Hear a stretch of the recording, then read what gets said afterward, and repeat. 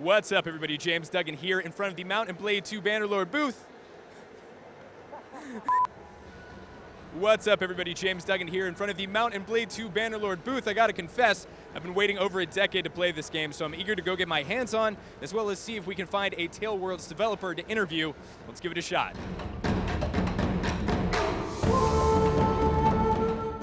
So I'm here with Callum of Tale Worlds. Tell me, for the unfortunate folks out there who've never played a Mount & Blade game, what is it all about?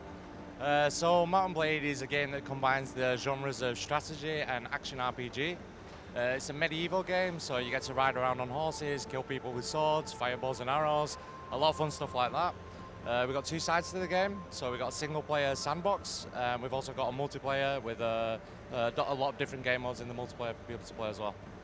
Mount & Blade, and hopefully Mount & Blade 2 Bannerlord, are very, very large games in terms of their scale, but I want to start small and talk about the new combat mechanics you've added to Mount & Blade 2 Bannerlord. What have you done to refine the combat experience?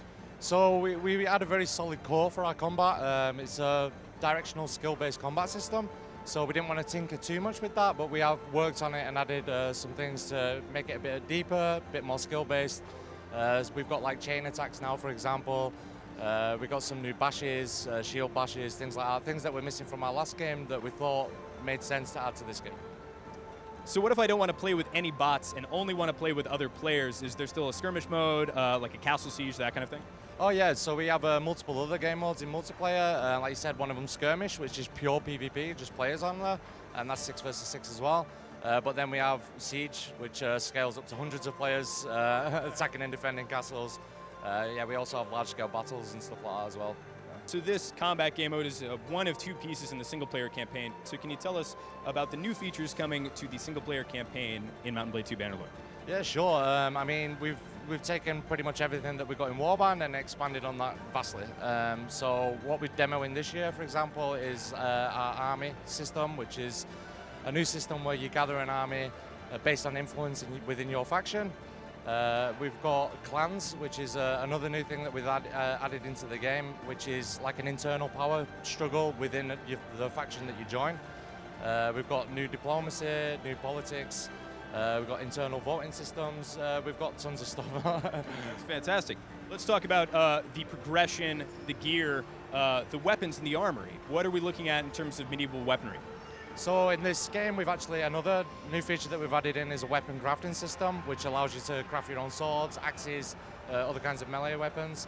And that's done through, you gather resources, and then you can take those to a city and craft them. A blacksmith, which in terms of gear, it's a lot about riding down your enemies and taking what they have.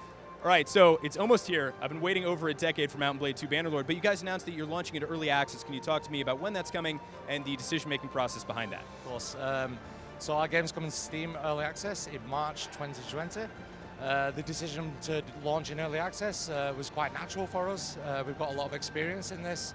Our original title, Mount & Blade, launched in 2005, which was a build that was put on some forums, and our founder, Arman Yavas, basically just said, do you like this game? You know, can you help support it? And that grew our company.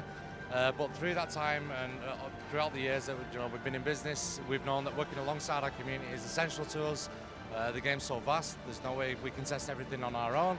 And getting that feedback as well, ensuring that our mechanics are fun, enjoyable, that's really important to us. So these lucky folks are playing right now, but you can get your hands on Mount & Blade 2 Bannerlord when it comes to early access in March of 2020. For all things Gamescom, you're already in the right place at IGN.